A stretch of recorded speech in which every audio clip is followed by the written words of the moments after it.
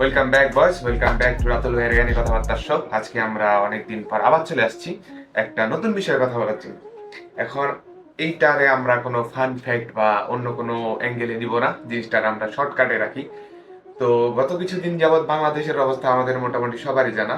তো এখানে মানে আইন শৃঙ্খলা রক্ষা করা বাহিনী লিটারেলি গাঞ্জা খাচ্ছে। তো এখন মানুষের জননিরাপত্তা তো গেছে মাছও দিতে। এখন হ্যান্ডে আমার কিছুই করার নাই। তো এখন কথা হইল গিয়া, এখন আপনি যদি কোনো কিছুর বিরুদ্ধে পোস্ট না দেন তার মানে এটা না যে আপনি সেটারে সমর্থন করতেছেন। আজকে হঠাৎ করে এক মাইয়া কইতে, আমি নর্মালি আমার ফেসবুক আইডির ভিতরে জানেনি ফান ফ্যাক্টের হ্যান ত্যান বালছাল মিন মুন শাদি, মাইয়া কইতে আয় আমার ডাইরেক্ট কইতাছে যে আপনি ধর্ষকদের বিরুদ্ধে যেহেতু পোস্ট দিচ্ছেন না তার মানে আপনি ধর্ষক।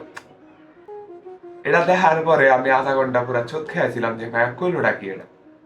তারপরে এটা পরে চিন্তা করা অনেকক্ষণ আমি চিন্তা করলাম, করার পরে দেখতাছি যে না, মাইয়া ভুল কিছু কয়নি।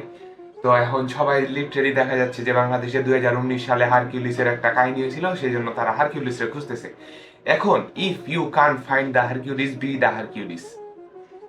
আপনাকে কেউ বাঁচাতে আসবে না। এটা বাংলাদেশ। এটা এমন না যে জিতনে প্যারে দিন থে উতনে প্যারে হাম, দুনিয়া মাদার থি হে আর रहेगा। সো নিজের সেফটি নিজের কাছে, নিজের সেফটি নিজে ইনশিওর করেন। এটার লেগা যদি আপনি মাইন্ড ছেড়ে মানে রেপিস্ট করা শুরু করে দেন, জিনিসটা হইলো না।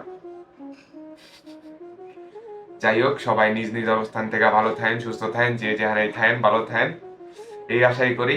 আর বিদার কিউলিস, বাই।